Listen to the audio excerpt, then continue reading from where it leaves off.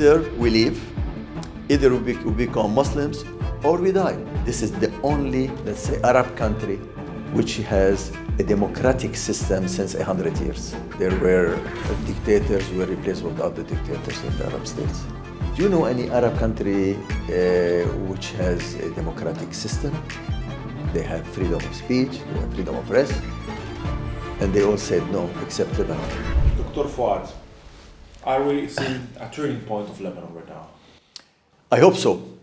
Everything shows that we reached a phase where things are going to change, definitely in Lebanon and in the Middle East. You know, since 1967, we have been living like that in Lebanon, in this uncertainty, in the continuous state of war, of strife, of struggles, etc. Since 1967, since the 6 Days War, where the Arabs lost the war against Israel, Palestinians decided to take over Lebanon and to make like a transitional state while which they could control until they liberate Palestine. So they almost succeeded until the Lebanese resistance stood against them and obliged them to back down, you know. This was 1975, 1976. Later on, we had the Syrians who came in and decided that they have to fragmentate Lebanon and put the Lebanese against each other so they can control Lebanon and later on annexate Lebanon, you know, the complete annexation of Lebanon. Then the Israelis came and they had their war against Hezbollah. And then the last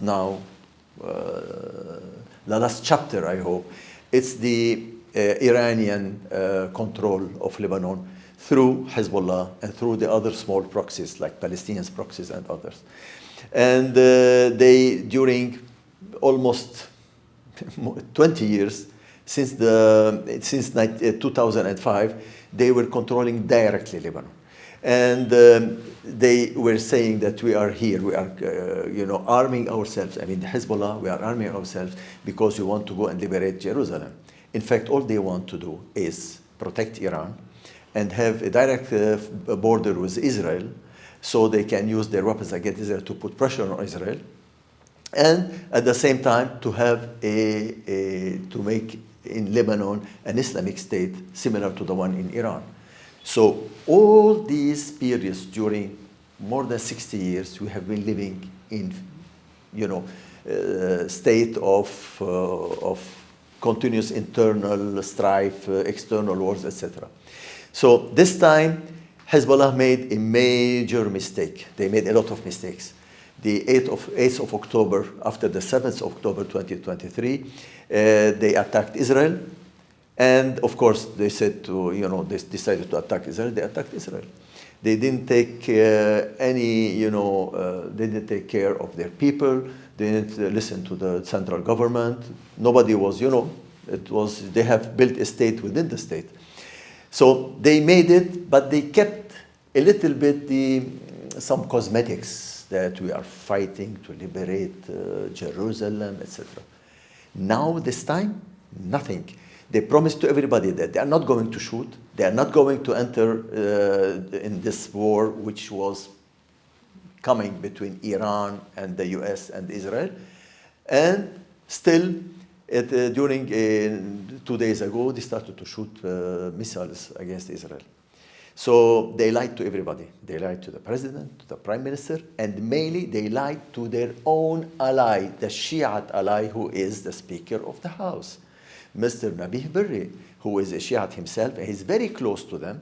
They lied even to him. This is why now he is very much upset, and he is not making any, he's staying in his house. He's not going out. He's not communicating with anybody. So practically speaking, these people showed their real face, their real nature, I mean the Hezbollah, that they are simply small mercenaries ordered by somebody in Iran who presses the button and they start shooting. They don't care if their family is at stake. They don't care if their people are at stake. Now there are hundreds of thousands of Shiite refugees fleeing the southern borders, the villages at the southern borders, and now at the southern suburb of Beirut, the Dahyeh, the so-called Dahyeh now. They are all fleeing to stay in Christian areas, in Sunni areas, in Druze areas, because they are so much afraid of what is happening.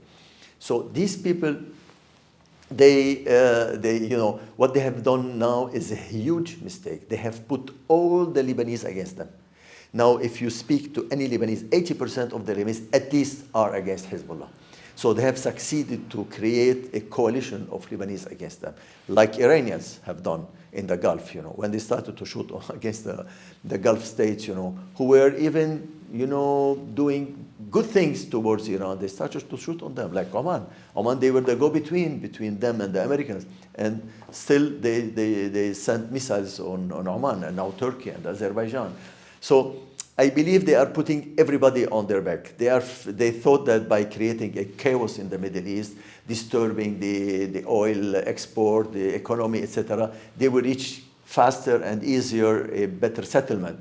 I think they have done a huge mistake, because now even the Arabs are they have decided to take their fate in their hands, and probably they will enter into the war. The war is going to continue, actually. So how are you going to see the future for Lebanon? Now we have the Israelis launching this ground operation attack, taking over the control, occupying parts of Lebanon. So what's going on in the future? Can Hezbollah survive? And should Hezbollah be defeated or become a smaller political entity? Is there not the risk going from, let's say, an occupation, the one from Iran, to another occupation, the one from Israel? Well, now Israel, if they are going to reoccupy the south, is to create a buffer zone in Lebanon, and later on to enter into direct negotiations for peace negotiations between Lebanon and Israel.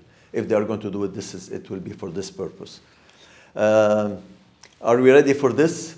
I think what will happen now mainly is the central government, who has shown, for the first time in the history of Lebanon, they took several decisions which are very important.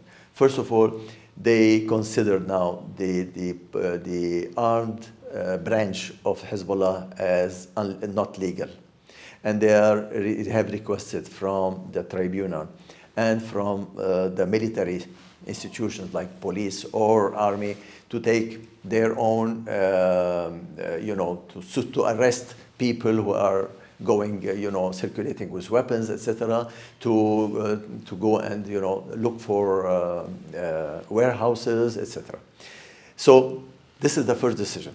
So from last week or a few days back, this is the first time that the Lebanese government is taking a clear and strong stand against Hezbollah. It's no more the nice words for Hezbollah, like we are together, you are the revolution, we are the army, and the people. They used to use these slogans to gather the people around them, around Hezbollah. Now it's no more the case.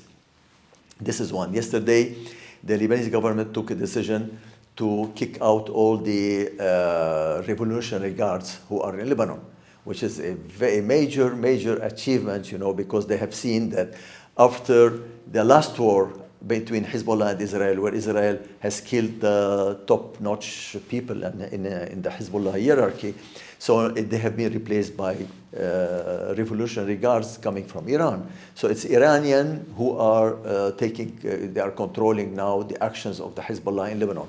So the Lebanese government took a stand, and now they are kicking them out of Lebanon. They are reinstalling that if you have to come to Lebanon, you have to have a visa. You don't have a visa, you don't enter Lebanon. So I think this will be the things that will escalate towards Hezbollah. So what will happen? Yes, it will be a major control of Hezbollah. Hezbollah at a certain point will have to remit their weapons to the Lebanese government and be a political party. I believe after this, the Lebanese government can act as a real government taking care of their people. Okay, but how is this going to be implemented? We know that still now the Lebanese party has been, the Lebanese army has been way weaker than Hezbollah. Do you see the risk of other parties' movements, the possibility of other parties' movements in Lebanon to take weapons themselves and to fulfill the duty that the government has called the army to do for? As long as we have a hope that the Lebanese army will take this role, no, there will be no militias in the Christians or Sunnis or Druze going back to, to rearming themselves and going back to war. I don't see this now. I don't see that any one of these different communities want to go really to create a new civil war in Lebanon. I don't see it at all. So as long as there is this war now going on in the Middle East, and the army and the Lebanese government has started to wake up and to start to take control of this situation, I don't see the need for anything like that. Now everything will be linked to what will happen with Iran. If Iran is going to collapse somehow, if the regime will, if there is a regime change or a policy change, but already if there is a policy change which will change the aggressive attitude of Iran, they will stop funding the Hezbollah. I think things will be naturally going in this direction.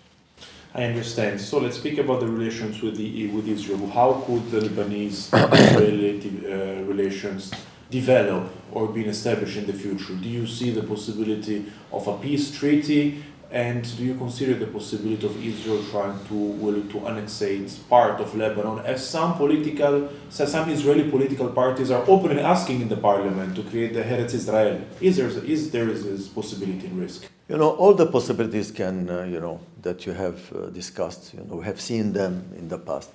But my conviction is that if we can succeed to reach a state of peace between us and Israel, like they are working this with Syria, actually, and they are working this with all the different Arab countries, I don't think why they should keep part of Lebanon within the Israelis, control. So I don't see this, no. I see that somehow at a certain point there will be peace talks and peace will prevail. And number three, which is the most important thing, whatever happens, we have to work to reach a neutral Lebanon in the future. Lebanon has been always, between taken in like hostage between the major neighboring powers. It was Syria before, with Hafez al-Assad, and Syria before Hafez al-Assad, with Israel, with Iraq, with Gaddafi at a certain time. In 1976, Gaddafi gave us, the Christians in Lebanon, three choices. Either we leave, either we become Muslims, or we die. And you see what happens to him, and we are still there. So practically speaking, we have been always under pressure. And if you look at the map behind me, you see why Lebanon exists like that and why Lebanon is different from the other Arab countries. It's because of one thing, because of the mountains and because of the people who lived in these very high mountains at 3,000 meters above sea level.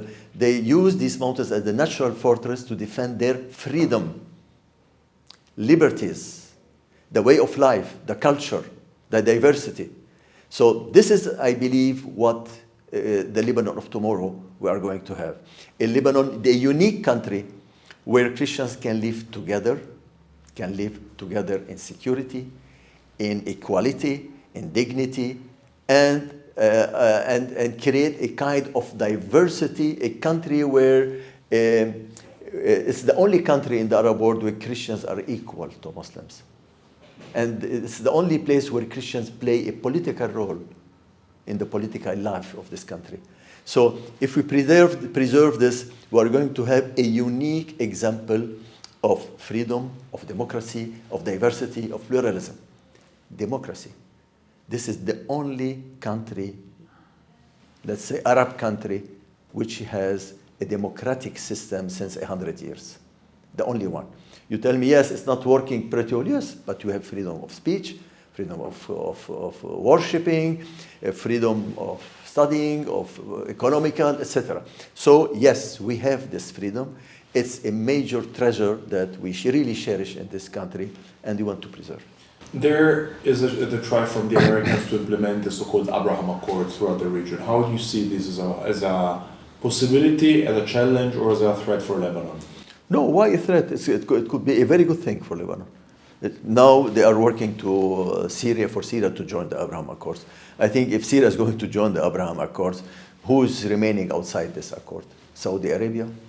Who's the, I think all the Arab countries are ready today to stop the fightings and start thinking about feeding their people, about helping their people to open schools instead of opening wars with people. Iran has been paying, I don't know how many hundreds of billions of dollars to create instability, to create proxies, to arm proxies. Hezbollah alone used to receive around $2 billion per year, since 40 years. Imagine the amount of money they have been paying to create this big proxy, important proxy. The Houthi, the Hamas, the Hezbollah of Iraq, the armed militias in Syria during the Assad regime. They were arming them, and they armed, of course, and they helped a lot the Assad regime. So they have put billions instead of having a prosperous Iran now, with all these billions being spent to create infrastructure, schools, hospitals, etc., AI, universities. They have spent this to destroy hegemony. In this scenario, we're not mentioning the EU or any other major European countries. France is trying to play a role in recent hours. But why are Europeans so absent, both as nations and as European institutions? Yes, unfortunately, even though historically and we always had very strong ties to Europe, diplomatic ties to Europe, they have been always present, It's a pity that they have retreated a little bit from the Middle East. All the relations they have now, it's more, they are more concerned with commerce, selling airplanes, selling, goods, etc., instead of creating real bonds between people, because they are very close. They could have done a lot, to create real bonds between the different countries and to create a new culture of the acceptance of the other. This could have been like a message to the whole world. I have seen them retreating because they don't want to spend money, because they have other, maybe other priorities. But what we have felt here in Lebanon that yes, they don't have the power to impose things, especially that Israel is not responding to them. So if you want today to enter in this game, you have to be part of the game to be able to put some influence on the stakeholders. They cannot, not over Israel, not over Iran, not to do anything with Syria actually. So yes, they have lost their this approach, this power. France is still trying to do something. Let's hope at least they are still in the game in Lebanon, And maybe the French influence is still there. It's because they have built strong ties, especially with the Christians in the past, when they were still living in these mountains. We had this communication which started in the 15th century, 16th century, and there is some mutual affinities, the language, the ideas, the culture, many things like that. I think this is where it's the last stronghold that France has in the Middle East, the last place where people are still speaking French, And the EU as such? EU, they have put a lot of money in Lebanon since 30 years until now. But I believe their approach was like cyclic. Sometimes they were here, sometimes they were inexistent, It's a matter of keeping a certain pace in Europe. And now they have Ukraine, so they have shifted all their priorities, attention, money, etc. to Ukraine, which is important, of course. But the Middle East is a major place where they could commerce, and for that they need also all the soft diplomacy, the soft power they have to use here. They have to invest. It doesn't come like that, They have to be present now in Syria, because Syria is going to be a major market now in the future for the next 20 years maybe. Well, this is it.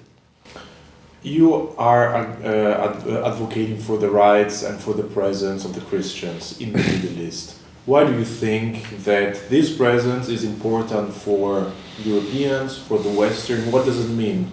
What would it mean for Europe and for the West having a reduced presence of Christians in this region? And is there this risk? Yeah. You know, after the Arab Spring, what happened? Nothing. There were dictators were replaced with other dictators in the Arab states.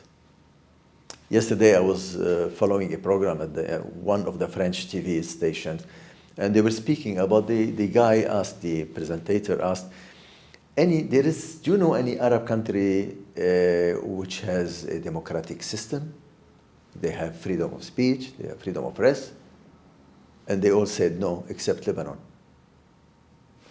So this is the answer. Lebanon is the only place where you have a real democracy, even though it's not working properly, because we are 18 communities trying to live together. And this is our problem, you know. And this is the major problem, the power struggle between the communities.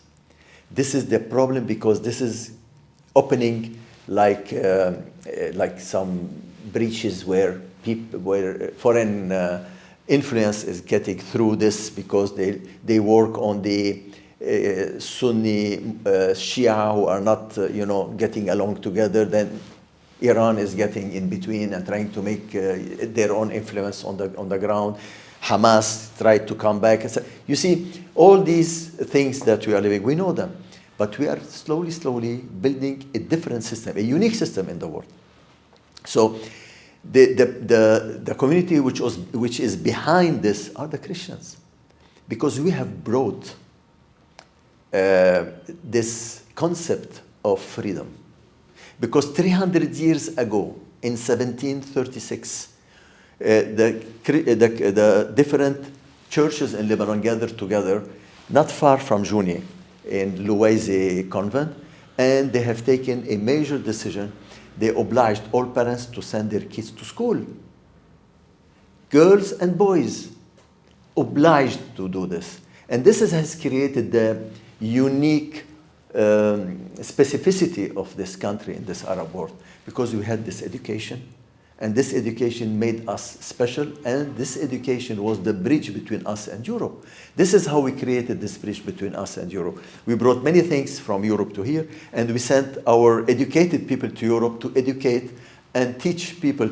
You know that in Rome there is the street of the Maronite. There is a Maronite school there where all the Orientalists used to come to be educated and prepare themselves to come to the Middle East, so they can make commerce or do whatever they want, you know. So this was the bridge, and the bridge is Lebanon who created it, the Lebanese who created this bridge. And I believe if Europe and the Arabs and everybody, they want really this to continue, they have to preserve the presence of the Christians, free Christians in Lebanon, not preserve the Christians like they are in other Arab countries where, yes, they can work, prosper, but they have to shut their mouths, not to do this, not to do that, not to participate in the political life. You know, you are nice people, but second-class people, second-class citizens. No, we have to be first-class citizens, so we can be creative, we create ideas, we bring new things to the political life. And this is the thing that we have in Lebanon. So you have to preserve, you want to preserve diversity, the unique country where you have pluralism and diversity, it's Lebanon. Why you can preserve this? If you preserve the Christian presence, free presence, then you can preserve a free Lebanon, a democratic Lebanon with pluralism, diversity, the culture of the acceptance of the other. And this is why the Christians are important. The second thing, you know, Lebanon was created in 1920 because of the alignment of the planets after the First World War.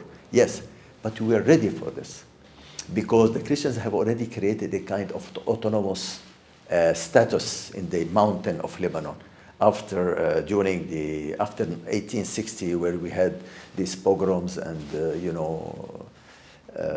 where a lot of Christians were assassinated during this period. Yeah. After this, when Lebanon was created in 1920, we were ready for this. And it was because the Christians have already initiated a certain state of mind that immediately was translated into the formation of Lebanon as a state. So we created this country, and we asked the Muslims to join us. I believe today the Christians, they have the same role today, to try to find a new way to create, to join people together and to bring people together so we can create a new and to update or to upgrade the Lebanese model so we can have a better Lebanon for tomorrow for our kids. And this is what I have written in this book, how I see things. It's one, neutrality, decentralization, unify the code, the civil code, so we can bring people together. Because you know that in Lebanon today, we marry in 19 different ways. We divorce 19 different ways. We inherit 19 different ways. It depends on each community. And we have created a balanced power sharing in Lebanon, a political sharing in Lebanon. So we have to find a way how to arrange these things. The third thing, you know, in Lebanon we have around 1,600 villages, 1,611 villages. There you will find very, very, very few, 3 times very few mixed villages between Muslim Sunni and Muslim Shia. And 4 times 4 times mixed villages between Druze and Sunni, Druze and Shia. It's only the Christians who live with the Shia, Sunni, Alawites, and Druze. So this is why the Christians are the bonding, are the cement of this country. We are creating the bonds and the bridges between the different communities. When there were, during the Syrian war, there were a lot of strife and struggles between Sunni and Shia, and it's still going on. Now it's going to be even worse after what's happening in the Gulf, actually. It's only the Christians who are bringing Sunni and Shia on the same table. So this is why the Christians are very important in this country, because we are the stability of this country. We are the cement of this country. Because when they don't find wars between themselves, we are doing this. So because of these 3 reasons, I believe the Christian presence in Lebanon is very important, and we are the last resort of the whole Christians of the Middle East. In Iraq, before the war, they were 1,600,000, now they are 200,000. Syria, they were 2.2 million in Syria Christians, now they are 400,000, and they are inexistent. And the actual regime, when they go into, let's say, restaurants and pubs and stuff like that, they tell them don't drink alcohol, stop the music. They are not going to stay. They are not going to stay. The only place where they feel and they can breathe some freedom is Lebanon. Thank you, Dr. Fouad. Thank you.